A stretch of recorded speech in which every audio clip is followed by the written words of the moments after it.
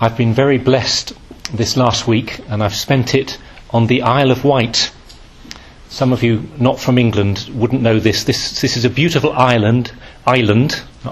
beautiful island right on the south of England, just a short boat ride away from the mainland, from the coast. And I just had a week of rest and quiet to prepare me for the coming year. And I was staying with the community of Verbum Dei. Lots of you know Sister Monica and Sister Susanna. It's one of their retreat centres there on the Isle. Now, I love London and cities, as you know. I was born here. This is part of my blood. But it is good to get out of the city now and then, isn't it? I'm sure some of you have experienced this over Christmas. And for me, to rediscover the beauty of creation. The community where I stayed, it's set on a hill that looks south over miles and miles of rolling countryside. The chapel is in a converted barn, and I was told it's in the attic. It's actually in the apple loft, where they used to store the apples from the orchard on this farm, turned into a beautiful wooden chapel. And you can see out the window for miles around. So in the morning, the early morning, I was watching the sun cast its shadows over the hills. You never see horizontal sunlight in London, do you? Because the buildings get in the way. And each evening I just went outside into the fields to look at the stars, to let my eyes adjust to the darkness, and to remember that there is such a thing as a sky, again, which you don't see here in Gower Street. So just for me, a real time of refreshment, an experience of beauty and the goodness of God. And actually, why do I say that? Because one of the biblical words for beauty is glory. Glory.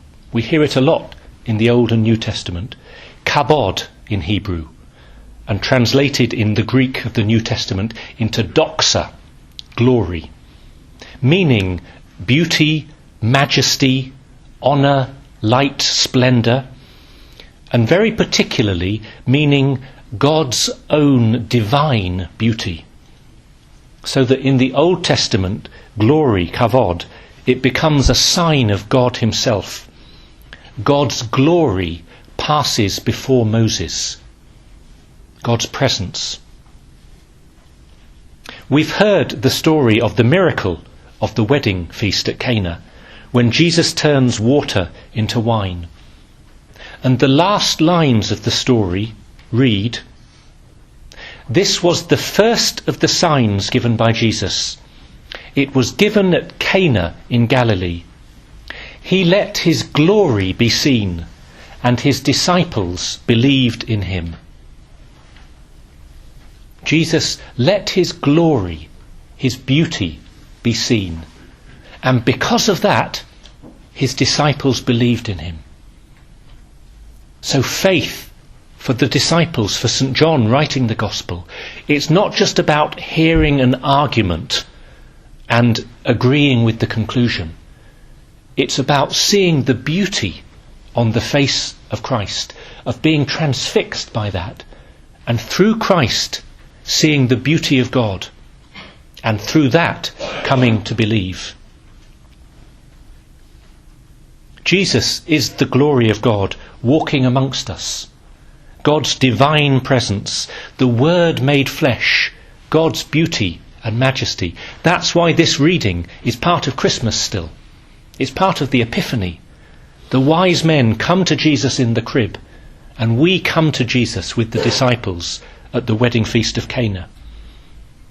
So I just think that this, the end of Christmas time still, and the beginning of our year together, it's a time, I'd say, for all of us to rediscover the beauty of God and the beauty of the face of Jesus Christ.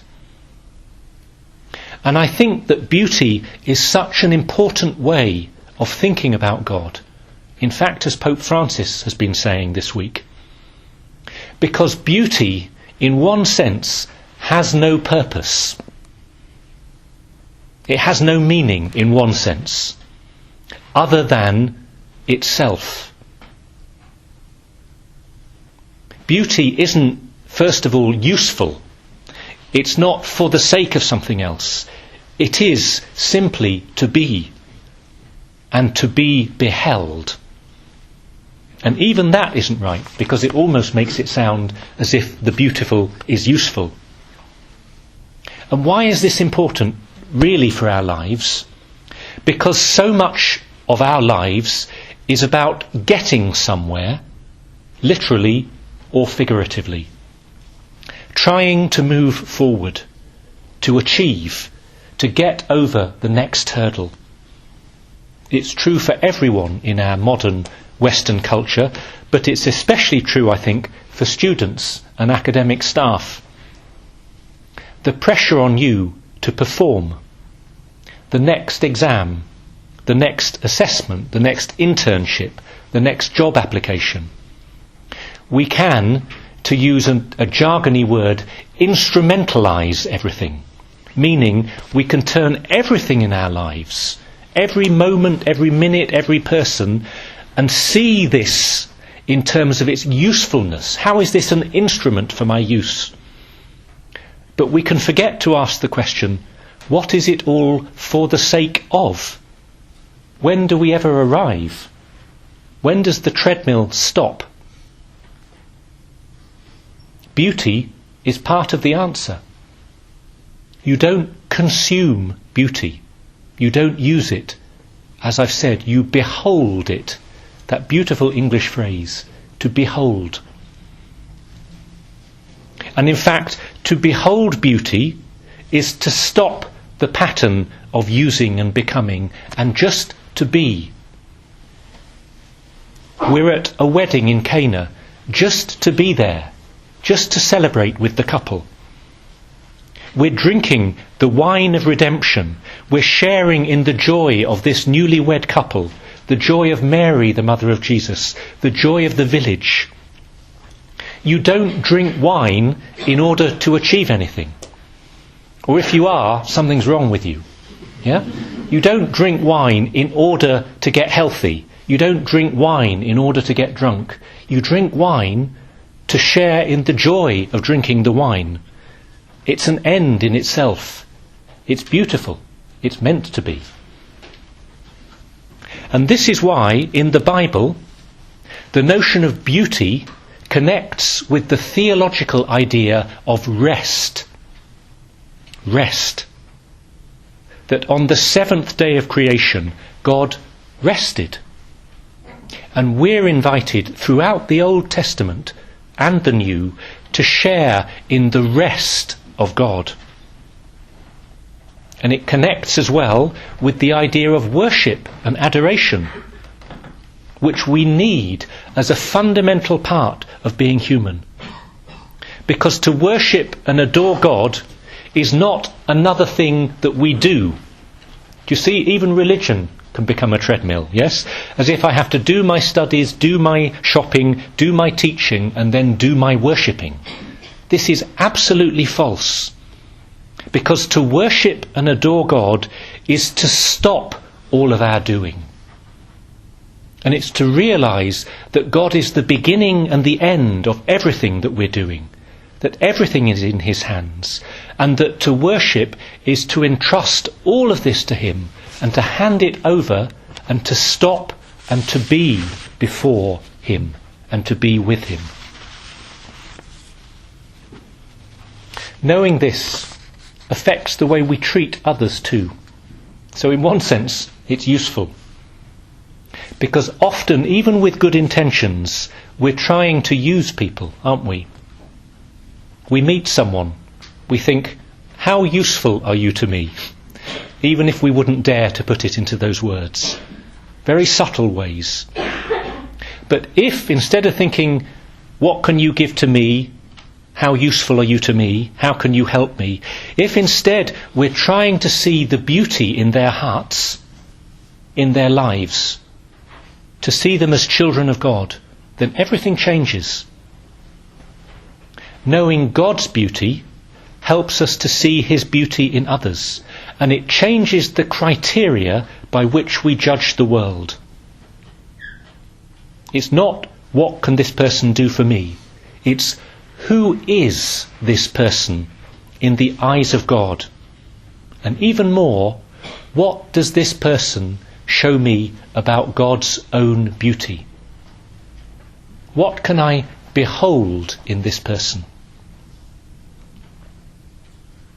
So this year, this semester, this week, let's rediscover the beauty of God in our hearts, in our prayer, in our worship at Mass especially, but in all the different ways that we encounter the Lord, in others, in the Scriptures, all the time.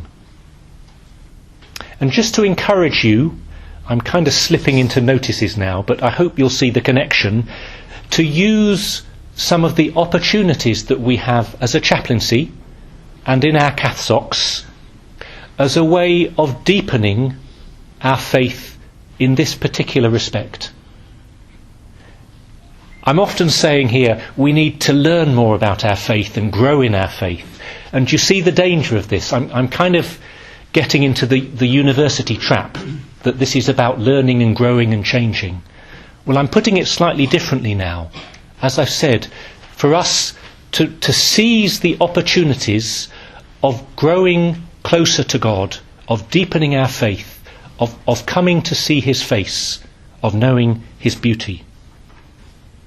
Because there are lots of moments and opportunities here at Newman House in the chaplaincy and in your Catholic societies, in your colleges, for spiritual refreshment, for this deep rest that I've been talking about. The weekly timetable here, which I won't go through, but just for you to check in with it and see what in my week, where can I make a little bit of space for seeing this beauty? Which of the opportunities in the Newman House timetable, in your Catholic society timetable in your college, might be a little moment for me to pause and rest and adore and behold. And just two special things coming up soon, this semester. One is very soon, in 2 weeks, we begin the week of guided prayer, or the retreat in daily life, as it's sometimes called. And this is an opportunity for each of you, even in the busyness, the doing, to make a time of retreat, to come to meet a prayer guide, one-to-one, to have a little bit of time to pray each day during that week. And that for other people in previous years, how this has been a really life-changing experience to meet the Lord and to see his beauty, his presence in their lives. So to encourage you to think about that, but you need to think about it soon. And actually I encourage you to sign up. You can get an application form from reception today, and that we begin in 2 weekends' time. But just to think and pray about that. And the other big opportunity this semester, many of you have been on college retreats, but we have a chaplaincy retreat, a Newman House retreat, where we're going to Worth Monastery for the weekend. And this is in March. So any of you are very welcome. It's Friday evening to Sunday afternoon. It's only £45 for the whole weekend. All of our food and board and lodging. And again, a time to stop and have a real retreat experience, to step back from the rushing and the doing, to be in the beauty of the monastery and to have that time of prayer and refreshment. So do think about the week of guided prayer, or you can come to both our retreat at Worth together. And again, we can sign up for that retreat soon, and I encourage you to. We were full up last year. I think we've got 32 places, and they all went very quickly. So do sign up for that as soon as you can, again at reception.